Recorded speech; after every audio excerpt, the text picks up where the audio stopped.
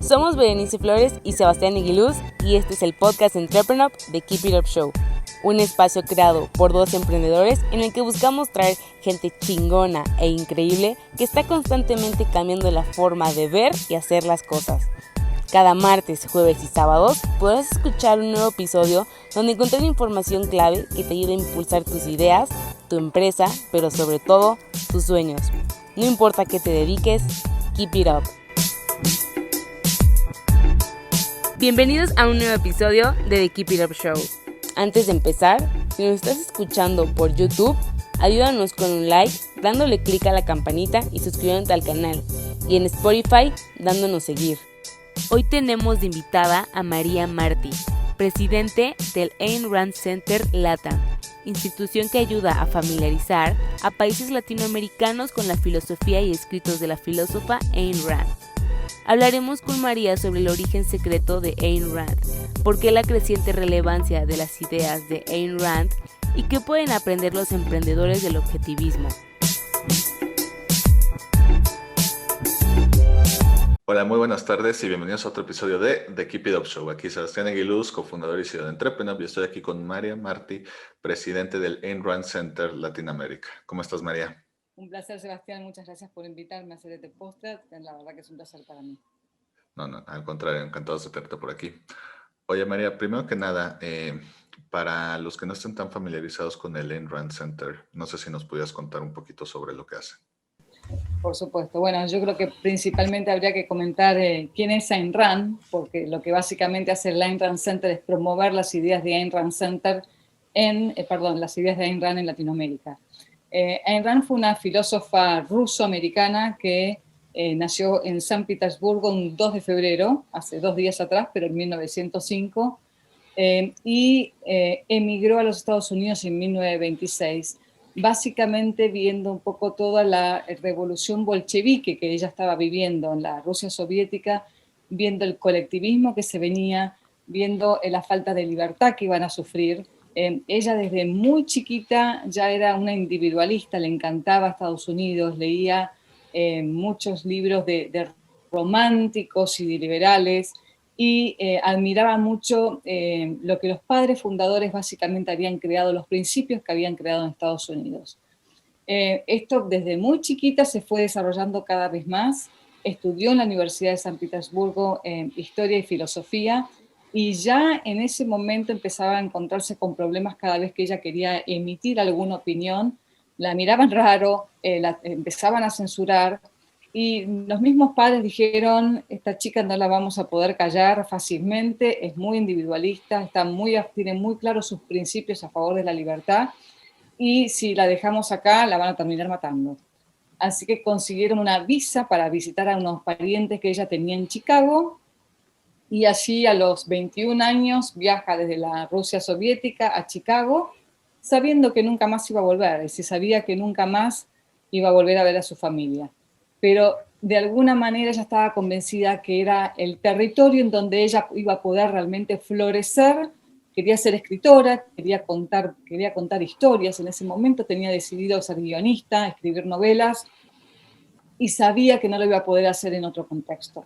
Así que empieza su vida en Estados Unidos, empieza trabajando como extra de cine, como guionista, como correctora de guiones, pero poco a poco esas ideas que ella tenía desde chica, el amor por el individualismo, el amor por la libertad, también se fueron plasmando en sus historias y fue desarrollando su propia filosofía. Esto ya después de unos cuantos años, después que escribe unas cuantas novelas, la primera fue Los que vivimos, en donde cuenta más que nada es una especie de autobiografía, lo más parecido a una autobiografía, que es la historia de una chica justamente que trata de escaparse de la Unión Soviética. Después escribe Himno, que es una novela distópica muy cortita, pero en donde es una sociedad en el futuro que perdió el concepto de la palabra yo, y todo se ha colectivizado, y te muestra las consecuencias de haber perdido ese individualismo. Su tercer novela, que fue un éxito, es El manantial, que te cuenta la historia de un arquitecto sumamente íntegro, y cómo no compromete su visión un poco a las presiones de los demás, cómo se mantiene firme en su propia idea y en su propia visión. Y es un poco ella lo que quiere hacer en ese libro es mostrar la diferencia entre alguien que es individualista y confía en sí mismo y en su criterio respecto a otro personaje que se llama Peter Keating, que es aquel que rige su vida, digamos, por los valores y por lo que los demás piensan. Entonces, ella llama los first-handers versus los second-handers, los que adoptan su filosofía y sus principios y sus valores de acuerdo a lo que los demás esperan de él. Y luego su obra maestra, que es el segundo libro más vendido después de la Biblia en Estados Unidos, que es La Rebelión de Atlas, Atlas Shrugged en inglés, que le llevó 12 años escribirlos, pero ya con una madurez total es una novela que la lees, es impresionante porque la escribió en los años 50 y te parece que está describiendo la situación de todos los países de Latinoamérica actual. Es cómo pudo haber tenido la bola de cristal para ver lo que iba a suceder en nuestros países. Pero básicamente toda su filosofía está expuesta ahí. Y te das cuenta cuán integrada está su filosofía. Ella después, digamos, ella se llama a sí misma una novelista y una filósofa, pero desarrolló esta filosofía que llama objetivismo, que informalmente la llamaba una filosofía para vivir en la Tierra, y básicamente se basa en 5 puntos, ¿no? Que la realidad existe, que nuestra mente puede conocer esa realidad, que el hombre tiene derecho a vivir por sí mismo y no es un animal sacrificable a los demás, políticamente que tenemos que vivir en libertad y respetando los derechos individuales, por eso ella estaba a favor del capitalismo, del laissez-faire, y después todo el área de estética, en donde también desarrolla todo un libro sobre estética, es decir, que está toda la filosofía integrada. ¿Por qué la Ayn Rand Center Latinoamérica? Básicamente porque considero que las ideas de Ayn Rand son fundamentales para generar un cambio a largo plazo en América Latina. América Latina estamos permanentemente en crisis económicas, en crisis políticas, desechamos la culpa al político de turno, pero la realidad es que la política y la economía no dejan de ser de consecuencias de los principios filosóficos que, consciente y a veces inconscientemente, tenemos dentro de la sociedad, lo que la mayoría de la sociedad abraza. Y parte de la filosofía digamos, que existe en Latinoamérica es esta idea de que tenemos que sacrificarnos por el otro, que la riqueza es algo malo, que hay que abrazar la pobreza porque el dinero es el estiércol del diablo, que la ambición es algo malo, que la humildad es algo bueno. Nos hemos convencido de ciertos valores que al final nos permiten, digamos, nos hacen votar o elegir candidatos que de alguna manera refuerzan esas ideas, que nos hacen vivir para los demás, que nos quitan plata por todas partes, que nos dicen cómo nos tenemos que educar, que nos dicen con quién tenemos que comerciar, que permanentemente tratan de planificar nuestras vidas. Entonces, un poco la idea de traer el Ayn Rand Center es, mientras no cambiemos la filosofía y los valores de fondo de una sociedad, vamos a seguir en los mismos círculos viciosos de crisis económicas y políticas, porque responden a los valores filosóficos que tiene una sociedad. Así que hace 2 años que estamos trabajando de a poquito, una mente a la vez, para tratar justamente de cambiar esta base que tiene que ser cambiada en América Latina. Pregunta corta y fue una respuesta muy larga. No, todo bien. Oye, cuéntanos un poquito tu origen secreto. ¿Cómo llegaste al Ayn Rand Center? Es una historia larga, en realidad, porque me acuerdo cuando Steve Jobs decía que uno ve cómo llegó hasta donde llegó mirando hacia atrás, uniendo los puntos hacia atrás y no hacia adelante. Y es muy cierto, nunca me imaginé, ni nunca fue un sueño mío decir, bueno, quiero dirigir un Ayn Rand Center, pero evidentemente todas las decisiones que fue tomando en la vida me llevaron un poco a eso.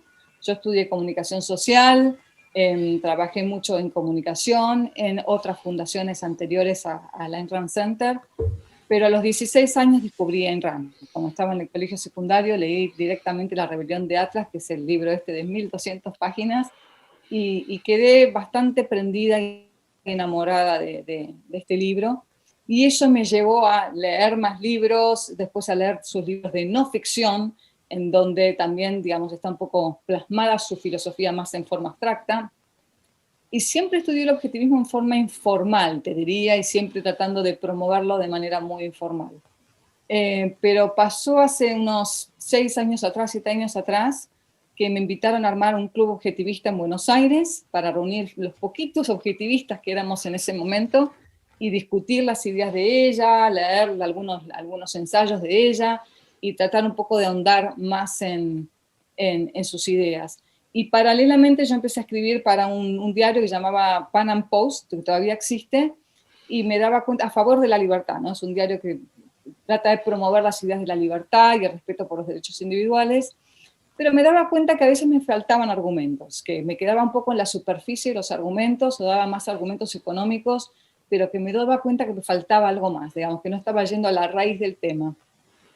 Y ahí fue cuando me anoté en un programa de filosofía que dicta el Ayn Rand Institute, que se llama Objectivist Academic Center, de 3 años, duro, la verdad que súper profundo, súper desafiante, pero me abrió muchísimo la cabeza y me ayudó a evaluar y a pensar en las cosas de otra manera. Y un poquito a raíz de eso, de haber hecho el Club Objetivista, de haber entrado en este programa de filosofía, que empecé a participar también en las reuniones que organizaba el Ayn Rand Institute, fue cuando, hablando con Charles Stefani, que creo que también entrevistaste, el presidente del Ayn Rand Institute, que nos sentamos y dijimos, tenemos que hacer algo por América Latina. América Latina es una de las regiones que más necesita las ideas de Ayn Rand. Y bueno, una cosa llevó a la otra y creo que 6 meses más tarde estaba fundando el centro en América Latina. Las primeras reuniones que hicimos fue ahí en la Ciudad de México y en Guatemala. Y bueno, ya hace 2 años que estamos trabajando, creciendo mucho, la gente está muy curiosa por las ideas de Ayn Rand.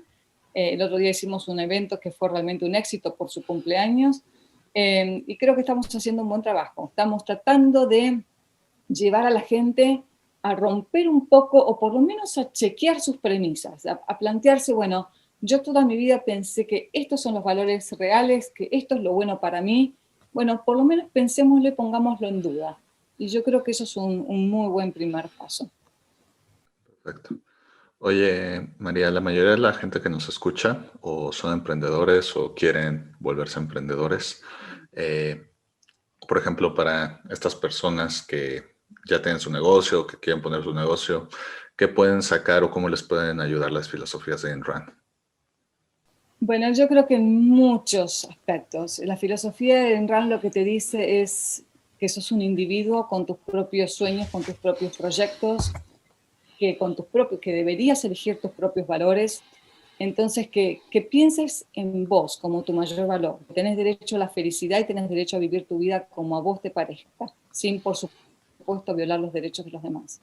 Entonces, lo primero que un emprendedor para mí tiene que hacer es mirar mucho para adentro, hacer mucha introspección y realmente ver qué los apasiona en la vida. Yo sé que es muy difícil emprender y mantener en el largo plazo un trabajo o un emprendimiento si a uno realmente no lo apasiona, con todos los riesgos que implica, con todos los problemas que implica ser emprendedor. Si la idea que uno tiene detrás no te apasiona, es muy fácil en el medio del camino bajar los brazos. Entonces, lo primero sería es conocerse muy bien y ver realmente qué es lo que más te gusta. Después, el otro tema que la filosofía de Ayn Rand te menciona, si bien es una filosofía y no una psicología, una de las características que dice que es muy importante es trabajar en la propia autoestima. Porque una persona que tiene autoestima, que confía en su mente, que considera que tiene derecho a la felicidad, es aquella persona que va a ir por más, que va a ser ambiciosa, que no se va a dejar, digamos, derribar por el primer problema que se le presente. Con lo cual, toda su filosofía te ayuda, de alguna manera, no es que te da autoestima, porque la autoestima es algo que uno genera en uno mismo, pero te da la pauta justamente de cómo trabajar en ella. Y parte de eso es tomar riesgos, ¿no? Animarse a vivir la vida y no estar siempre escondido esperando que alguien tome las decisiones por uno. Y si vos ves los personajes que entran en sus novelas, son todos emprendedores, en sus rubros son todos emprendedores, gente que piensa por sí mismo y que permanentemente está tomando riesgos. Y riesgos no sabes cómo va a terminar la historia, no sabes si vas a tener éxito o si vas a fallar. Pero la idea de quedarte quieto ya en sí es un fracaso. Entonces, animarse a tomar riesgos y hacerse responsable cuando las cosas no salen mal, cuando no salen mal. Porque uno de los problemas que yo veo también mucha gente de América Latina es que cuando te va mal, la culpa es del otro, cuando te va bien es tu propio mérito. Pero cuando te va mal, si no asumís que fue tu problema y analizás cuáles son las cosas que hiciste mal, estás condenado a repetir eso. Entonces, parte de lo que también la filosofía de Ayn Rand te enseña es hacerte dueño de tus éxitos y también de tus fracasos, porque es la única manera que también tenés de ir hacia adelante. Y después el tema de la independencia, ¿no? Una de las grandes virtudes dentro de la filosofía objetivista es la independencia, es confía en vos mismo, no dejes, digamos, siempre analizando lo que los demás te pueden sugerir, lo que los demás te recomiendan, siempre tener la mente abierta y activa a lo que los demás piensan, pero fundamentalmente confía en tu propia mente y confía en tu propia visión. Si vos pensás que hay que ir por este camino y los demás no te convencen, digamos, con buenas razones de que estás equivocado, confía en tu propia mente. Después, si analizás todos los valores y las virtudes de Ayn Rand, como la integridad, la honestidad, te das cuenta cuán importante es dentro de la vida de un emprendedor. Pero si tuviera que marcarte los puntos que hoy considero más importantes, serían esos. Perfecto. ¿Por qué crees que tal vez, o sea, no quiero decir que las ideas de Ayn Rand no eran para la época, pero a lo mejor están un poco adelantadas? ¿Por qué crees que hoy en día a lo mejor tiene un poquito más de relevancia? ¿Es porque el mundo ya se puso al corriente? ¿Es que justamente llevamos más tiempo haciendo, según su filosofía, yendo al camino equivocado? ¿Por qué crees que sea todo esto? Es una buena pregunta esa. Ella siempre decía que las consecuencias de las ideas que se enseñan y se pregonan en una determinada época, las consecuencias se ven algunas generaciones más tarde. Es decir, no es algo automático que uno dice, esta es mi idea y apretás el botón y ves la consecuencia en el momento, sino que eso tiene como que de alguna manera bajar, asentarse en la sociedad y después la sociedad o la gente, los individuos que la componen, empiezan a actuar de esa manera.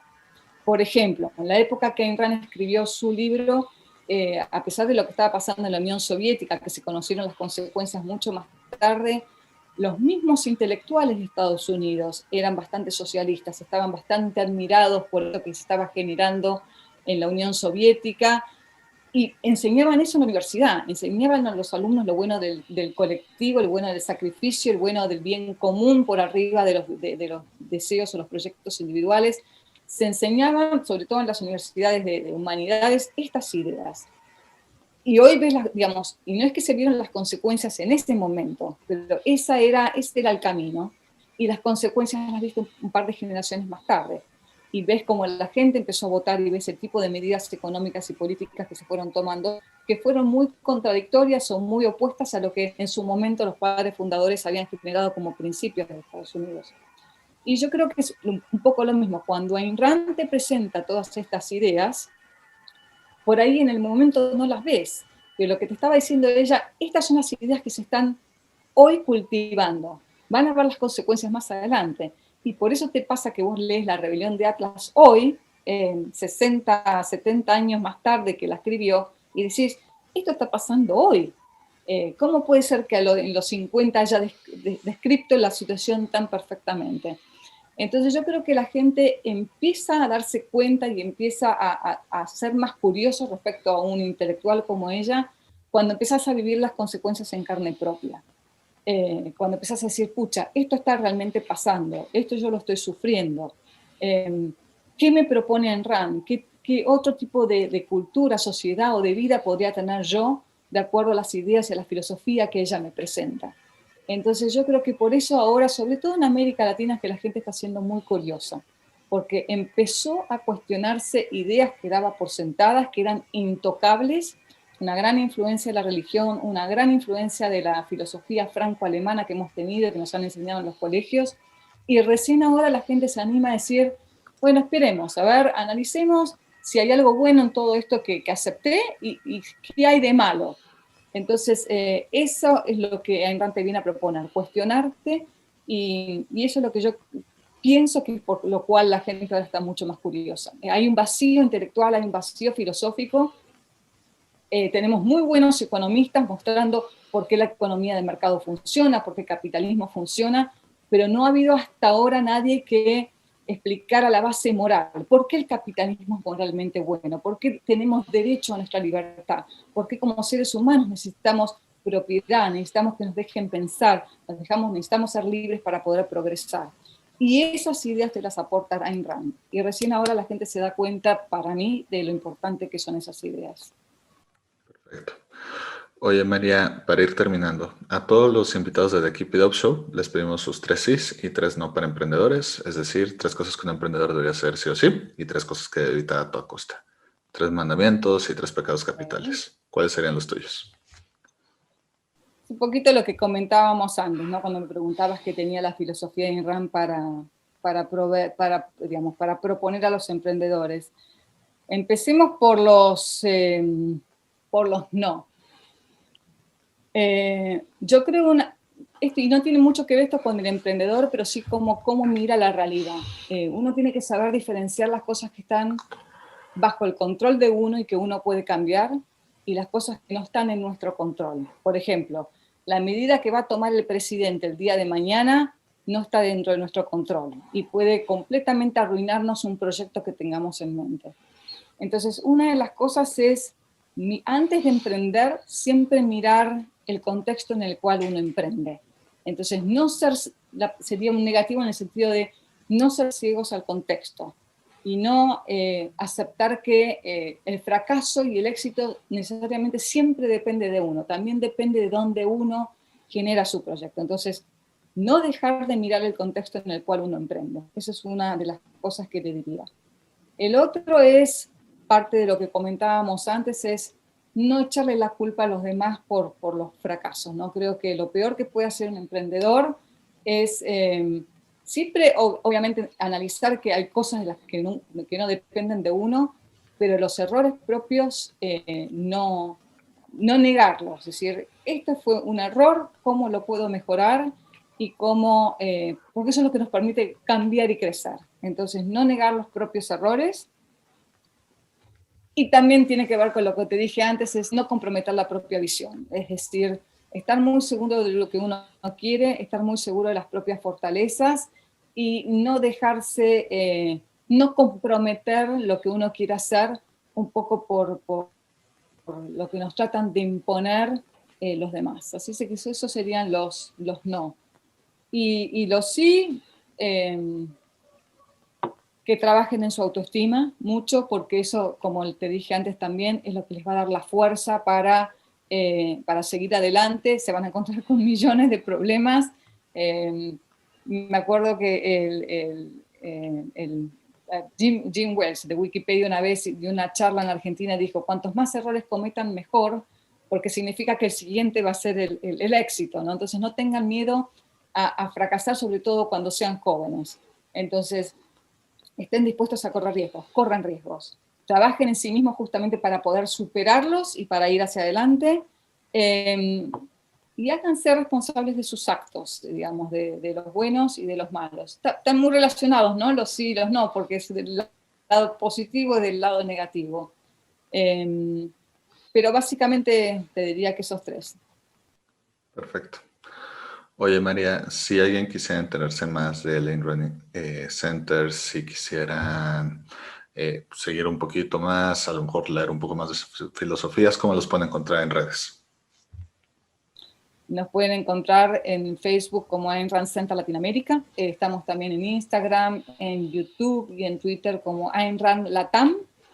Tenemos una página web que es aynrandlatam.org, donde ahí podrán encontrar todas las actividades que desarrollamos y pueden incluso suscribirse a nuestro newsletter, que les va a llegar contando un poco todas las actividades que realizamos, las conferencias, los webinarios, los workshops, y van a tener sugerencias de los libros de Ayn Rand también. Lo mejor que les puedo proponer a la gente que quiera conocer más de Ayn Rand es que vayan a las fuentes y que lean Ayn Rand. Es decir, va a ser una experiencia que les va a impactar la vida. Empezando por sus novelas, creo que es lo que más te llega, como La rebelión de Atlas y El manantial, y después, obviamente, para aquellos que les interesan más los principios más abstractos y la filosofía detrás, tiene tiene un montón de libros de no ficción en donde plasma toda su filosofía y creo que vale la pena. Y si no, se pueden poner en contacto conmigo, por supuesto, maria.marti@aynrandlatam.org, y podemos charlar y les puedo recomendar cómo descubrir más cosas sobre Ayn Rand. Perfecto. Bueno, María, pues nada más que agradecerte por tu tiempo. Espero te la hayas pasado también como nosotros y como decimos en el programa, keep it up. Un placer de estar con vos, Sebastián. Nos vemos pronto. Si te gustó el episodio de hoy, recuerda que puedes escucharnos en Spotify y YouTube, y para más herramientas de estos temas, estamos en Instagram y Facebook como @entrepreneur. Si quieres seguir a nuestro invitado de hoy, te dejamos en la caja de descripción sus redes sociales y datos de contacto. Gracias por escucharnos y nos vemos en el próximo episodio. Recuerda, keep it up.